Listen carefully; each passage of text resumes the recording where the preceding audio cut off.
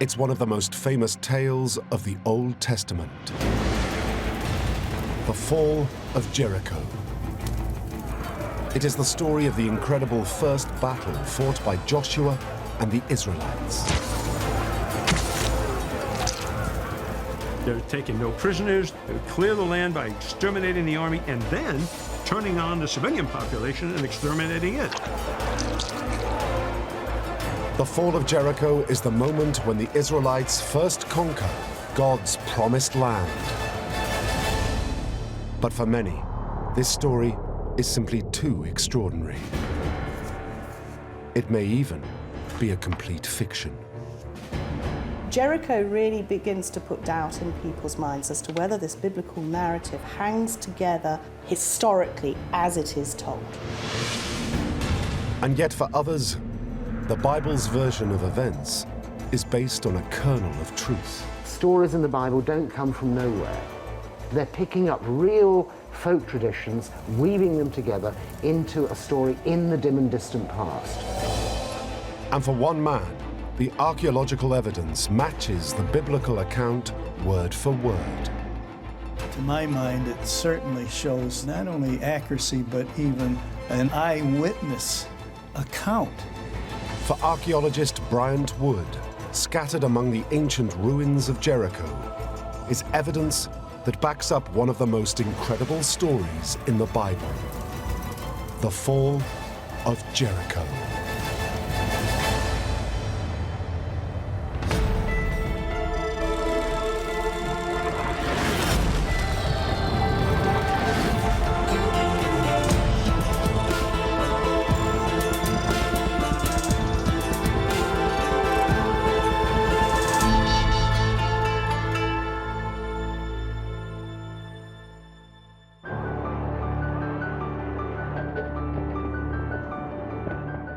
As a boy, growing up in Endicott, New York, Bryant Wood has little interest in the Bible or archaeology.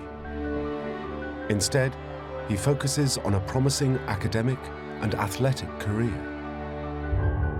He sets school records in cross-country and track, and gains an athletic scholarship to Syracuse University. Eventually, he graduates with a degree in mechanical engineering. I was more interested, I guess, in technical things. I think at that point in my life, I didn't even realize there was such a thing as archaeology that a person could do for a career, you know. In 1958, Wood joins the General Electric Company in upstate New York. While at GE, he works as a nuclear engineer, designing, fabricating, and testing nuclear reactors. But soon after, Wood's life changes forever. My mother-in-law gave me a present right after I was married, and it was a book dealing with archaeology in the Bible. The book triggers a deep fascination in the nuclear scientist. All these things that are there in the Bible, which I knew nothing about, suddenly became very fascinating to me. Wood's growing interest in archaeology doesn't go unnoticed by his wife. I got to the point where I thought, money isn't everything. Let him, maybe, if he wants to do something, let him do it. And one day my wife said, well, have you ever thought about going back to school and studying archaeology?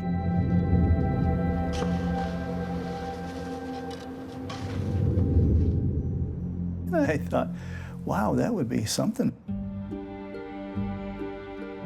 In 1973, after 13 years, Wood leaves his well-paid job. He goes back to college to pursue archaeology and Bible studies. I had an early midlife crisis. I was, 36, I guess, when I left GE. At the time, I had 4 children and had to, provide for them. But I was able to do part-time work, and my wife went back to work. It was a tremendous change. I brought up the 4 kids by myself. He was basically gone for 12 years. So he missed all the graduations, he missed everything. Sometimes I'd feel bad about it, but it's what he had to do. Wood soon becomes an expert in Canaanite pottery, the pottery of the ancient land of Canaan. Pottery is a very important thing in archaeology, particularly when you're working in the area of ancient Palestine, because we have few written documents that are found there. So we depend upon pottery to provide our dating for the material that we're excavating.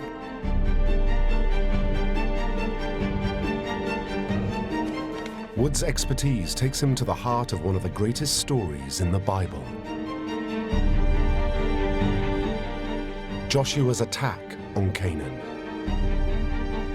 and the fall of Jericho. The story of Jericho comes at the end of what people generally think of as the Exodus. The Israelites leave Egypt and, as is famous, spend 40 years wandering in the desert, then go across the Jordan and, as their first act, siege the city of Jericho. The only written record of the Battle of Jericho is in the book of Joshua. As the successor to Moses, it's Joshua's mission to lead the Israelites into the Promised Land. It is Joshua's responsibility to fight the battles necessary to take possession of this land that the text says has been promised to them by their God Yahweh. His first campaign is to conquer the Canaanite stronghold of Jericho.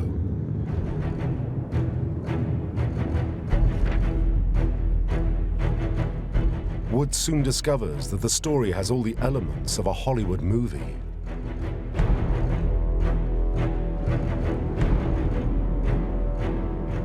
Two Israelite spies whose mission is to infiltrate the enemy city.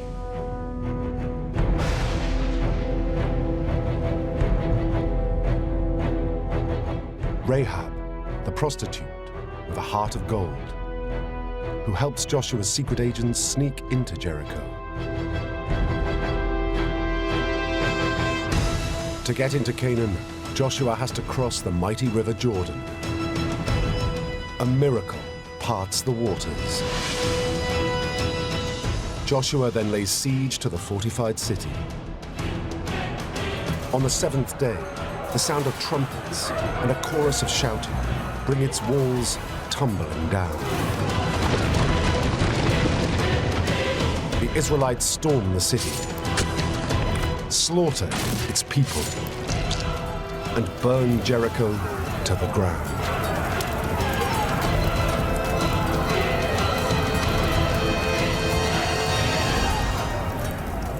It's an incredible story, but is there any truth to it?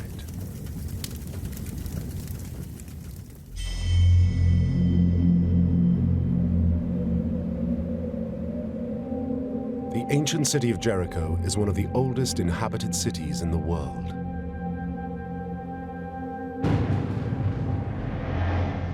It lies 22 kilometers east of Jerusalem and 10 kilometers west of the Jordan River.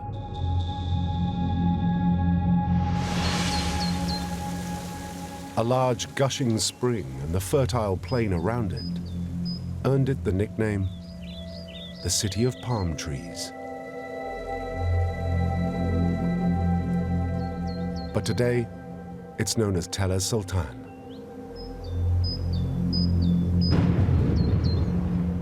Jericho has been excavated by a number of different archaeological teams. And we have evidence not just for one Jericho, but actually for multiple Jerichos, one city built on top of another. Now, that's where the debate and the problem comes in. Because the simple question is, which of the many Jerichos that exist is the one that Joshua might have captured? The Bible's own chronology says when Jericho fell. In 1406 BC. So if the story is true, there should be evidence of destruction from the 1400s, the Late Bronze Age.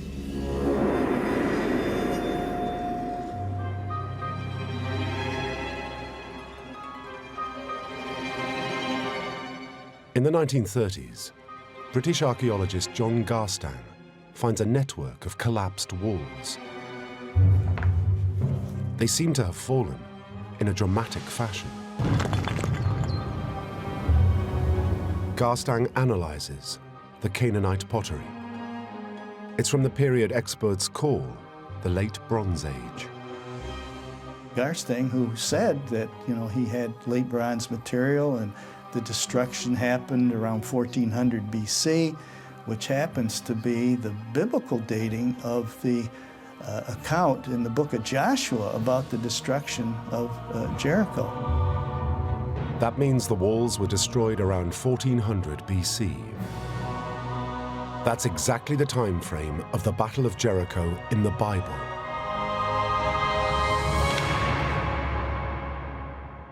Garstang's evidence supports the Bible's story. But 20 years pass, and everything changes. The Jewish state of Israel is founded, inspiring fresh archaeological digs. In the 1950s, a new excavation begins at Tel es-Sultan. The lead archaeologist is Kathleen Kenyon, a colleague of Garstang's. Everyone expects her to confirm his results. Instead, she flatly contradicts Garstang. Kenyon, she came along in the 1950s, she says, well, no, Garstang's wrong. There was nobody living there at that time. She dates the Canaanite pottery to the Middle Bronze Age, 1550 BC, 150 years earlier. Joshua wasn't even born then. It means Garstang was wrong. It means the Bible is wrong.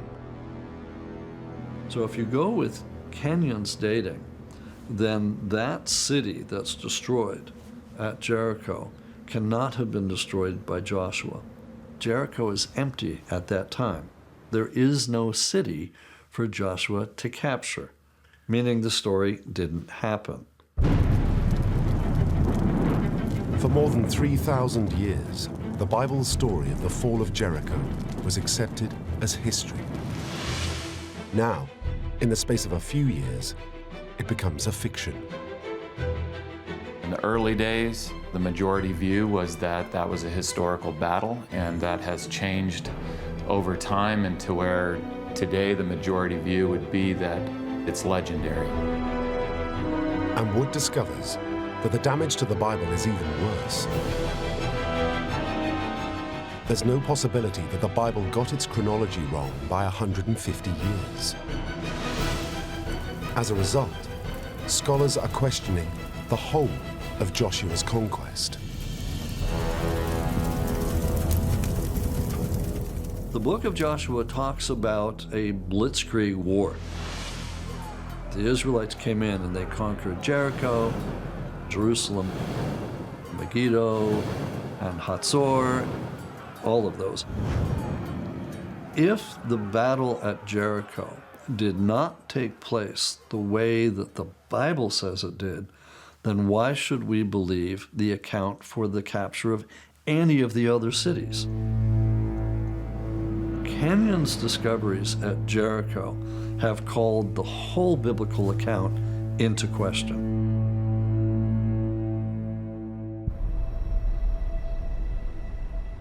(1983), Toronto University.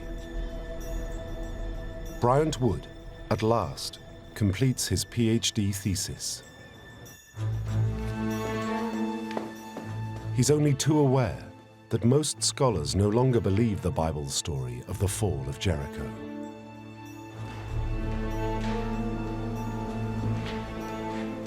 But Wood is now himself an expert in the Canaanite pottery of the Late Bronze Age, the very period when the Bible says Jericho was conquered. The subject of my thesis was Late Bronze Age pottery. In the course of my studies, I was collecting the Late Bronze Age pottery that had been excavated by various expeditions. And I came across the site of Jericho. Wood decides to re-examine the pottery reports of Jericho. He wants to check if Garstang and Kenyon dated the pottery shards correctly. But the pottery proves difficult to locate. So I realized that a lot of his pottery remained unpublished and that he had given it to various institutions that had supported his excavation. Unlike other archaeologists, Wood decides to track down every pottery shard. It's the start of an incredible journey of discovery.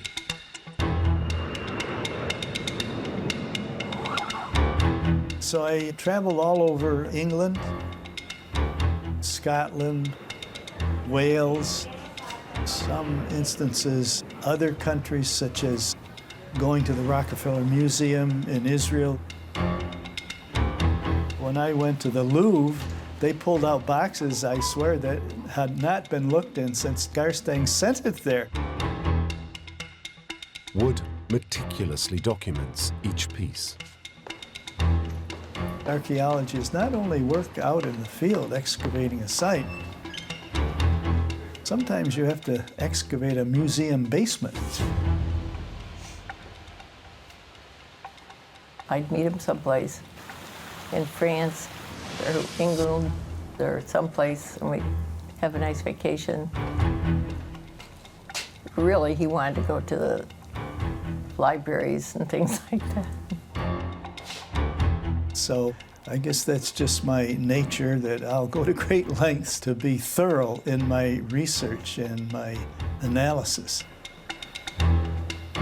Even though it was a costly adventure, but it was well worth it.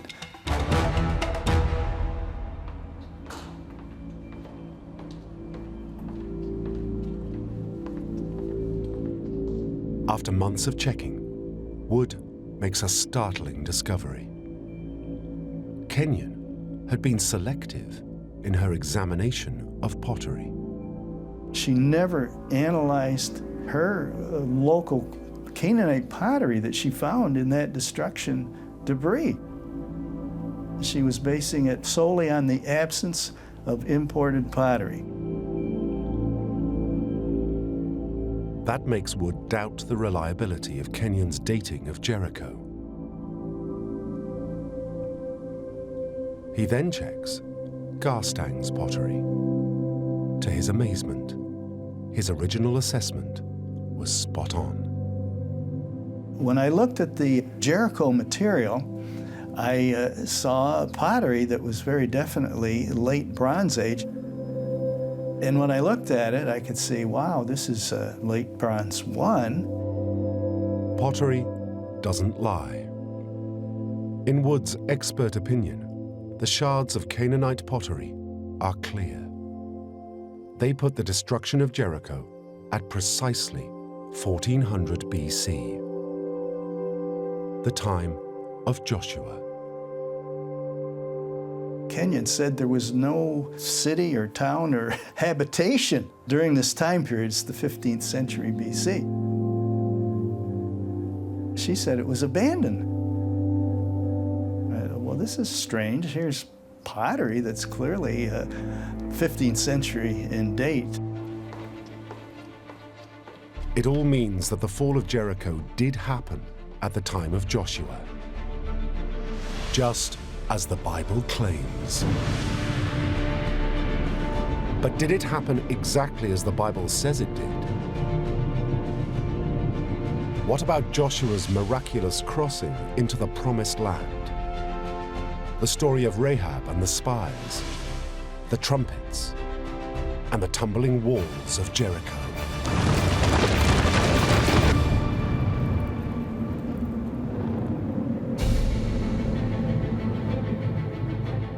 the land of Canaan, 1406 BC. Two Israelite spies are on a mission to evaluate the terrain and to assess the defenses of Jericho. That's how the story of the fall of Jericho begins. Wood knows archaeology can't prove Joshua sends spies into Jericho.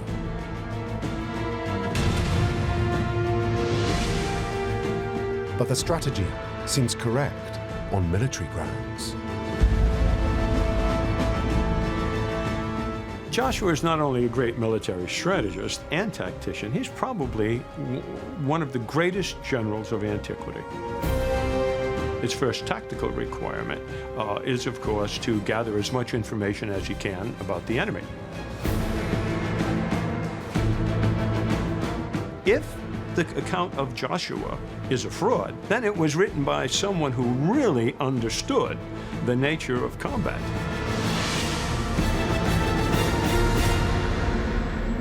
Once inside Jericho's city walls, the spies make their way to a brothel and meet Rahab, the prostitute.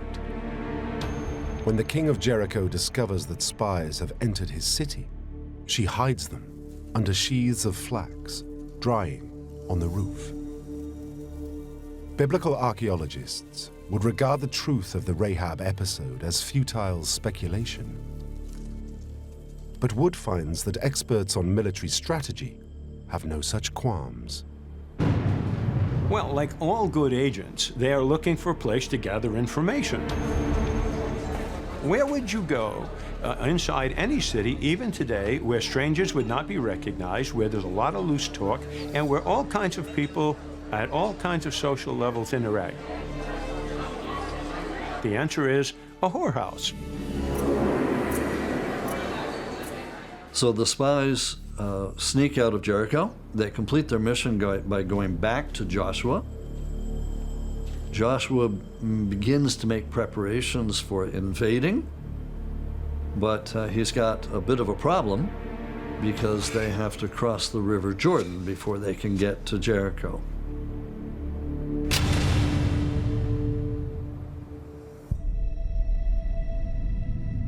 The crossing of the Jordan is one of the great miracles of the Bible.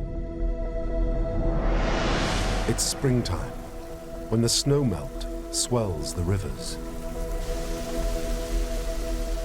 Joshua and his army can't cross into Canaan. And just like at the Red Sea, that God comes through at just the right moment to allow the Israelites to cross, God will again come through at just the right moment for Joshua and the people of Israel at the Jordan River.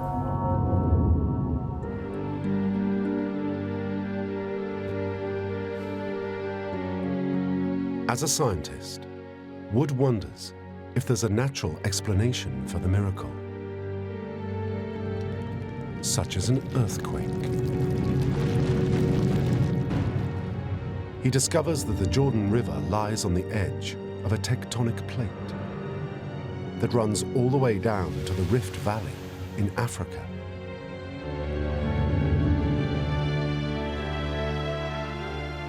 The Middle East has a major fault line, and this is a site of breakage where the crust of the earth breaks occasionally, and this is manifested in earthquakes.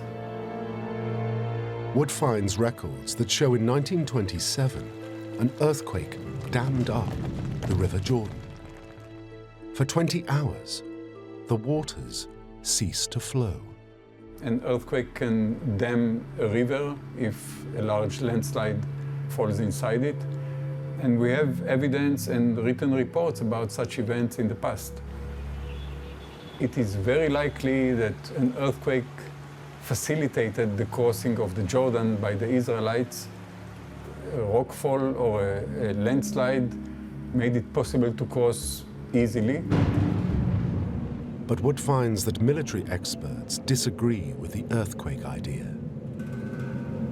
Such an idea is not even really worth considering, because it essentially means that the tempo and timing of Joshua's attack depends on the next earthquake. It just defies logic that a man who would reconnoiter his objective would not reconnoiter the river in order to find out, where the crossing points were.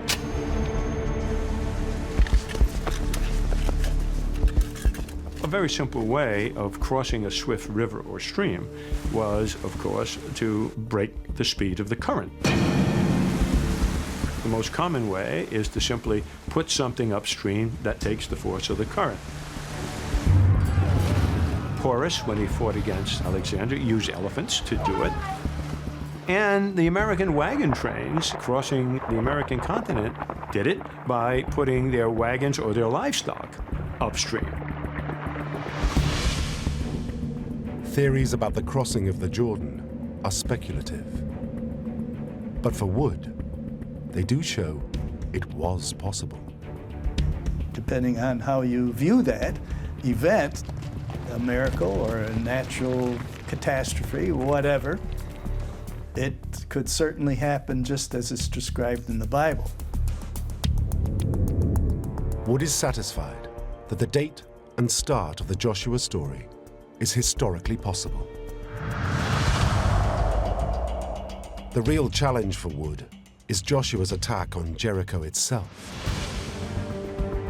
Can his expertise in archaeology prove the details of the story? The siege, the walls tumbling down, and the fall of Jericho itself.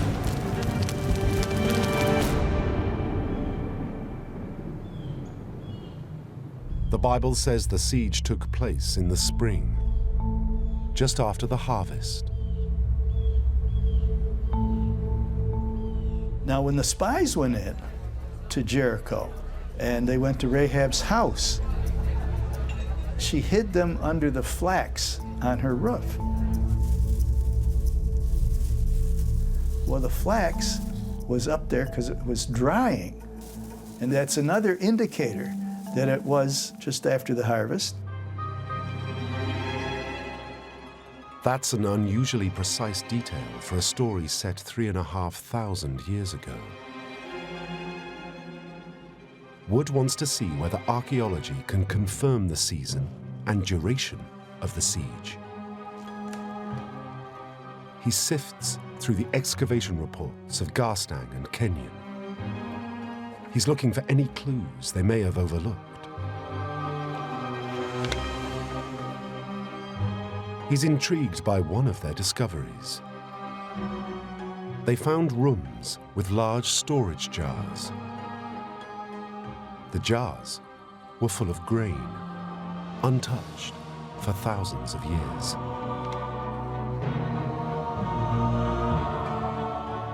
Garstang and Kenyon had paid little attention to the grain.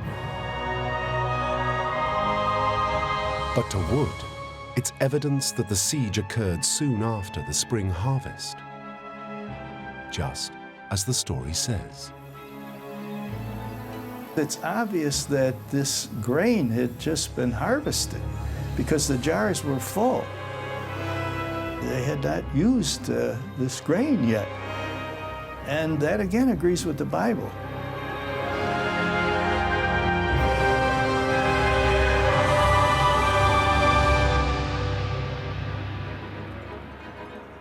Wood could not only confirm the season, but also the duration of the siege. In theory, Jericho could have held out for months, years even. Now we know at Jericho that there is a spring that runs all year round, and if they still had access to that spring, they had then plentiful water.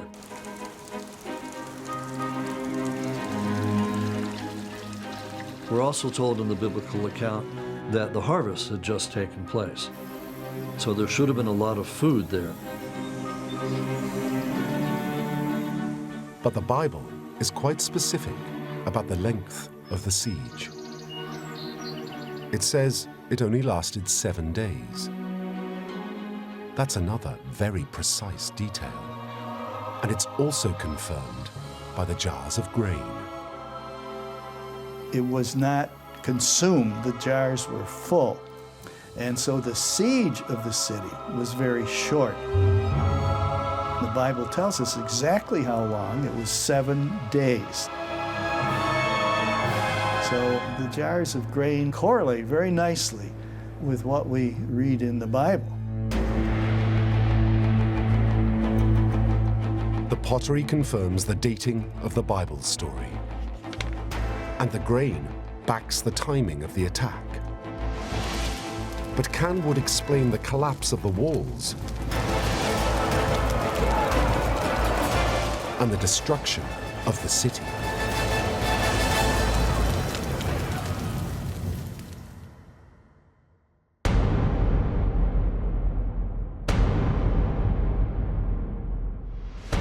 Once they cross the Jordan, there's no turning back.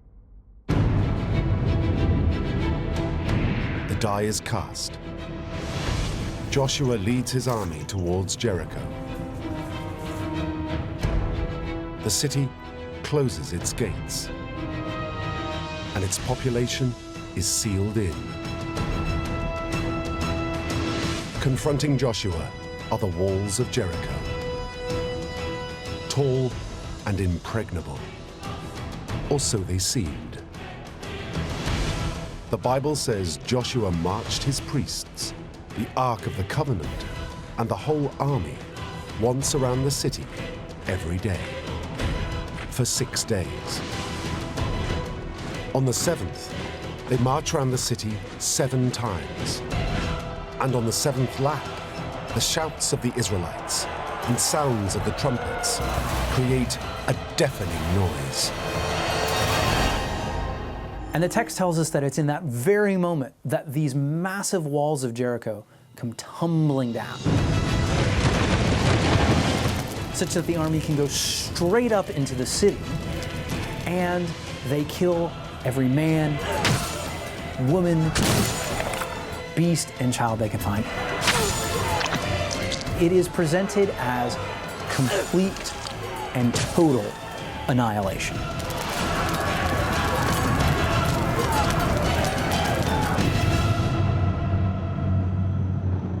The tumbling walls of Jericho is the most famous moment in the story.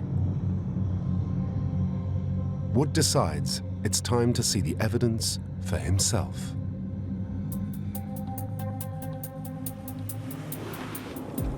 September 1997. It's a 2-hour drive from Tel Aviv Airport to Jericho. For Wood, it's an opportunity of a lifetime to examine firsthand the results of previous excavations. Everywhere around him, he sees evidence of fallen walls. No one's ever denied that the walls of Jericho collapsed in ancient times.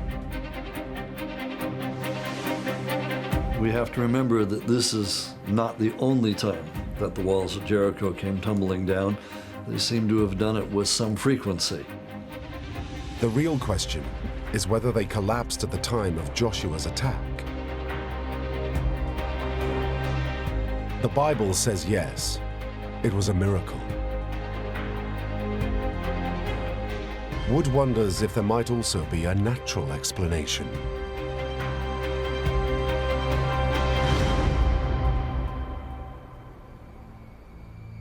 Jericho is very close to the River Jordan fault line. Closer than San Francisco is to the San Andreas Fault. An earthquake is a very distinct possibility. Both the Garstang and Kenyon found evidence of earthquake activity. And so it could have been another earthquake that brought the walls down. But military experts don't believe that an earthquake makes any sense. Would be a dumb commander that would somehow think that will delay the invasion or the attack on Jericho until the next earthquake. It's silly to attribute something to an event which is more easily explained by other, more simple and provable causes. The destruction of the walls of Jericho has nothing to do with an earthquake. It's easily explainable in military terms. For Gabriel, the success of Joshua's attack can be explained entirely by his military genius. The Bible says the spies inside Jericho instruct Rahab to tie a red cord to her outside window. Ostensibly, it is to let the invading Israelites know where Rahab is. The entire army is told to leave her and her family be. All the while they go about destroying, as one might say, everything that moves. So in the midst of this battle, this red cord symbolizes the presence of Rahab and her family, who they are meant to spare for her kindness to the spies earlier.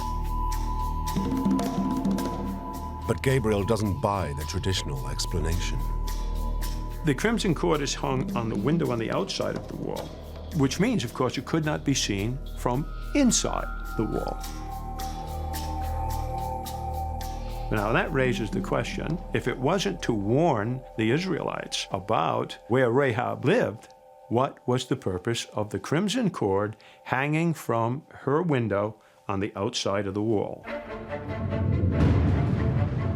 Gabriel believes the crimson cord was part of a plan to launch a surprise attack.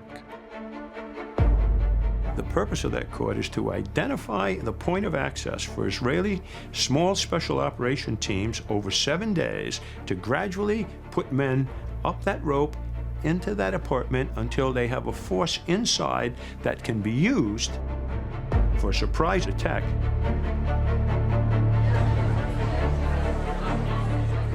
By the 7th day, 30 to 40 Israelite soldiers could have smuggled their way into the city, waiting for the signal to strike.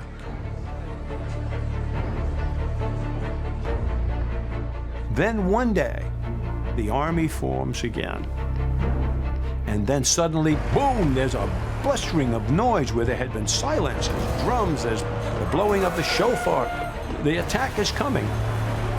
And while everyone is looking over the time, the special ops guys emerge inside the city, rush to the gate, overpower the guards, throw open the gates to the army. As the Bible said, every man went straight up to the city gate. And the walls came tumbling down. That is to say that they were overtaken by a rapid combined assault. Dr. Bryant Wood doesn't doubt that Joshua was a military genius. But he can't accept the tumbling walls of Jericho is just a figure of speech.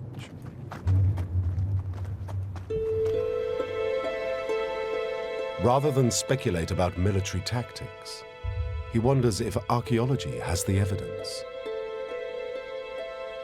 He goes back to the Bible. He's looking for evidence that the story is an eyewitness account. He comes across another unusual detail. The Bible says the house of Rahab the prostitute was spared in the attack. Wood wonders if any archaeologists have ever found evidence of a wall that did not collapse.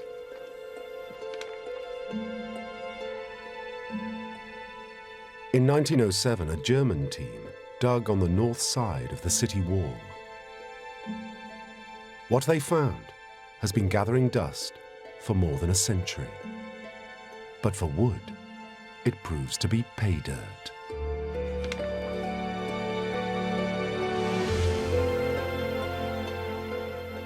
The German team found that a mud brick wall was still standing 3,500 years later.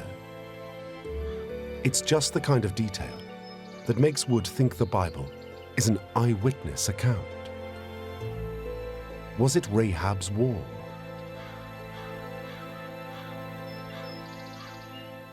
At the bottom of the wall, they found remains of a domestic dwelling. On the earthen embankment, there were many buildings, one of which could have been Rahab's house, because there were some buildings built right against the lower city wall.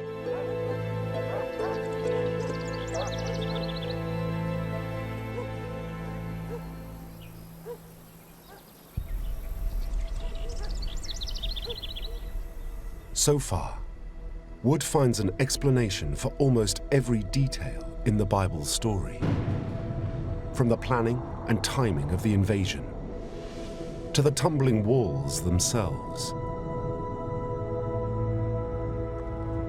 But can Wood account for the story's blood-curdling climax?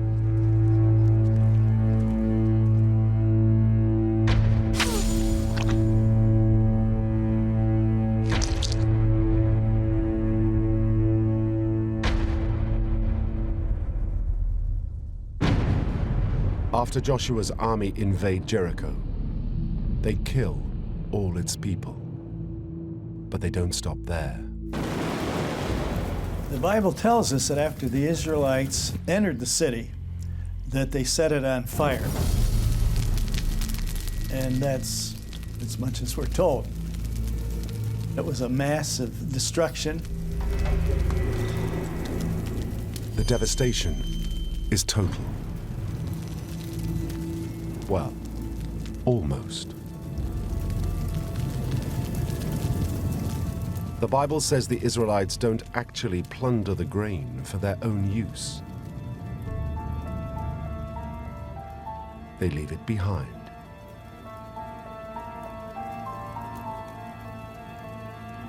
When you look at the biblical account, we have a chronology there of events.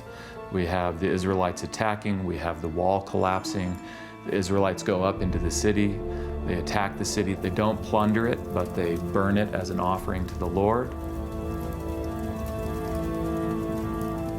For Wood, the Bible account is plausible if the archaeology proves the sequence exactly as the Bible has it. No one disputes that the walls of Jericho collapsed. The question is whether it was followed by a massive fire. He combs Kathleen Kenyon's archaeological reports for clues of a cataclysmic fire. Wood knows that Kenyon gave the fall of Jericho an earlier date. But in a documentary, she did at least acknowledge that the city had indeed suffered a violent inferno. There is no doubt, though, about the disaster which finally overtook them. This red and white streak is the remains of tremendous fire. It was so fierce that the 10-foot thick walls were burnt through and through. What has been found here in the southeast sector there, very violent fire, about a meter thick of burned debris and ash and so on. It's quite clear that it was a very massive destruction, and evidently throughout the whole town.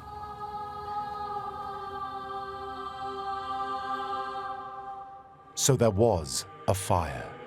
But did it come before or after the walls collapsed? Wood examines Kenyon's reports, and he finds evidence that first the walls collapsed, and then the city met its fiery end. That's exactly the sequence we have in the Bible. The walls fell down, the Israelites charged up into the city, and then they set it on fire. And she reports that is what she observed from the archaeology. Earthquake, then fire.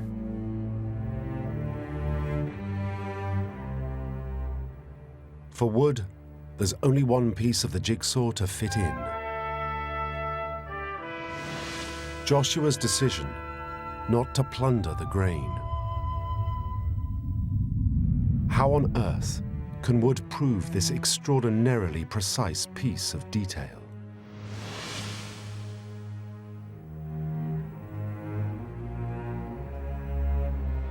Suddenly, Wood remembers the storage jars.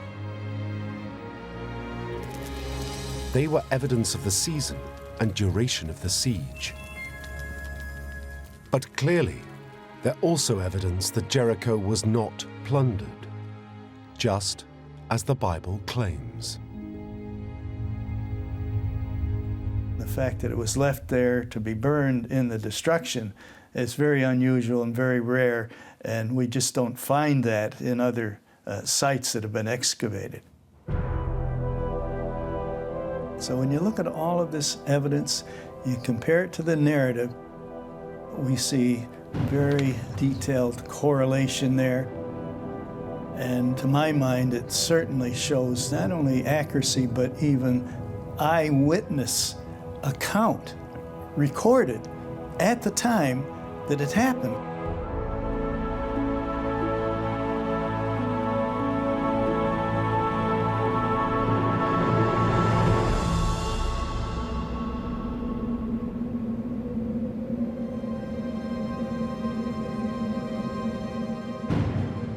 Israel, 1995. Bryant Wood is on his next dig and enjoying the fruits of his decision 30 years earlier to take up archaeology.